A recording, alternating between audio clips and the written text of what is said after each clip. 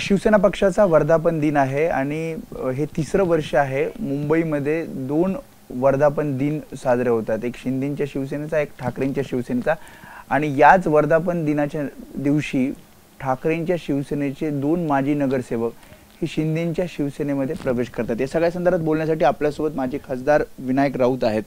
जसं म्हटलं, वर्धापन दिन आणि वर्धापन दिनाला धक्का देण्याचा प्रयत्न. खरं म्हणजे शिवसेनेचा वर्धापन दिन साजरा करण्याचा अधिकार माननीय पक्षप्रमुख उद्धवजी ठाकरे यांच्याच शिवसेनेला आहे. मराठीमध्ये एक म्हण आहे, मोर नाचतो म्हणून तुडतुडं नाचतं. तसं ते शिंदे गटाच्या टोळक्यांचं तुडतुड्यांचं ते नाटक आज होते. तिकडे आम्ही गांभीर्याने पाहत नाही आहे. पण आमचा विश्वास आहे माननीय पक्षप्रमुख उद्धवजींच्या नेतृत्वावर आणि त्यांच्या नेतृत्वाखाली जो शिवसेनेचा झंझावात जो आहे तो कुठेही कमी होणार नाही. बाजारात शिंदे गटाचे काही दलाल फिरतायत गिरायकं शोधत. त्यामुळे आज दुर्दैवाने त्या गद्दार गटाला इतरांकडून गिरायकं म्हणजे माल विकत घ्यायचा आणि स्वतःचा पक्ष चालवायचा ही नामुष्की आलेली आहे. तशी शिवसेनेवर उद्धव साहेबांवर आलेली नाही आहे. पण असं काय झालं, ते माजी नगरसेवक जे 2 जात आहेत ते काल बैठकीला होते आणि बैठकीला असताना आज पक्षप्रवेश म्हणजे ठरवलं होतं की रात्रीतनं काही ठरलं? नाही, ठरवण्यात आले होते, पण वास काढायला पण आले असतील कदाचित. काय बोलतायत ते जाऊन वास काढा आणि आम्हाला येऊन सांगा. बघा, शिंदे गटाचे काही दलाल, ज्याच्यामध्ये एक मुंबई महापालिकेचा शिक्षण खात्याचा अधिकारी आहे, निमेश रेवडेकर त्याचं नाव, हा स्वतः बऱ्याच नगरसेवकांच्या घरी जातो, त्यांना फोन करतो, त्यांच्या घरच्या मंडळींना फोन करतो आणि तुमच्या आयुष्याचा साहेब भलं करणार आहेत, मी त्यांचा अधिकारी. हा महापालिकेचा अधिकारी आहे, तो शिक्षण खात्यातला महापालिकेचा अधिकारी आहे आणि हा शिंदेचा दलाल म्हणून काम करतो. तो ह्या लोकप्रतिनिधींच्या घरी जाणं, त्यांच्या नातेवाईकांना भेटणं, पटवापटवी करणं, अशा पद्धतीची नामुष्की शिंदेंवर आलेली आहे. शिंदेंचं वैशिष्ट्य काय, ते एक नपुसंग राजकारणी. त्यांना स्वतःच्या पक्षातला स्वतःचा कार्यकर्ता तयार करण्याची त्यांच्यामध्ये हिंमत नाही आहे, म्हणून ते इतरांकडून विकत घेतात आणि स्वतःचा पक्ष चालवण्याचा प्रयत्न करतात. पण अशा या भाडकाऊ विकत घेतलेल्या लोकांच्या जोरावर पक्ष चालवता येत नाही हे त्यांना कळायला अजून काही दिवस लागतील. 3 डिसेंबरला एक माजी नगरसेवकांची बैठक झाली, तेव्हा 64 माजी नगरसेवक होते. काल जी बैठक झाली तेव्हा 55 माजी नगरसेवक होते. आता परत 2 जण जाणार. ही गळती कशी थांबणार? ह्या सर्वांशी संवाद साधण्याचं काम नेहमी आमचे पक्षप्रमुख करतात. आम्ही त्यांच्यासारखं ह्या काही जणांना म्हणजे स्वार्थी जे राजकारणी जे आता तयार झालेले आहेत त्यांना करोडो रुपयाची आश्वासनं उद्धवजी देऊ शकत नाही आहे.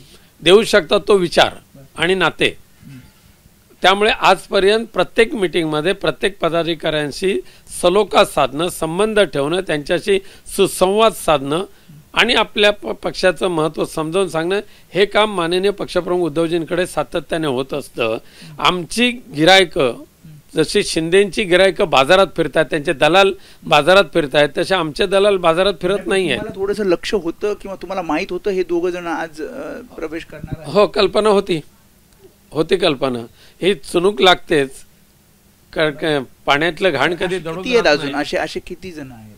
नाही, आम्ही कोणावर संशय व्यक्त करत नाही आहे. पण अखेरीस एक आहे की काल सुद्धा माननीय पक्षप्रमुखांकडे आमच्या अनेक महिला नगरसेवकांनी सुद्धा सांगितलं की हे जे दलाल त्यांना कशा पद्धतीने कॉन्टॅक्ट करतात, कशा पद्धतीने आमिष दाखवतात, कोणकोणती प्रलोभनं दाखवतात, आम्ही त्यांना कसं धुडकावून लावलं ह्याबाबतची काल नाही म्हटलं तर 22 नगरसेवकांनी उद्धवजींकडे सांगितलं. 22 नगरसेवक असं म्हणाले की आम्हाला बोलवण्याचा प्रयत्न केला जातो आणि त्यांचे दलाल त्यांच्याकडे जाण्याचा प्रयत्न करतात. पण सगळ्यांनी त्यांना धुडकावून लावलं.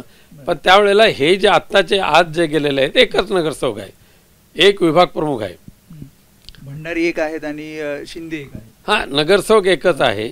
परंतु ठीक आहे, त्याची समजूत घालण्याचं काम पण आम्ही केलं होतं. परंतु दुर्दैवाने त्या आमिषाला बळी पडले. परंतु आमचे तिथे पर्याय आमच्याकडे आहेच.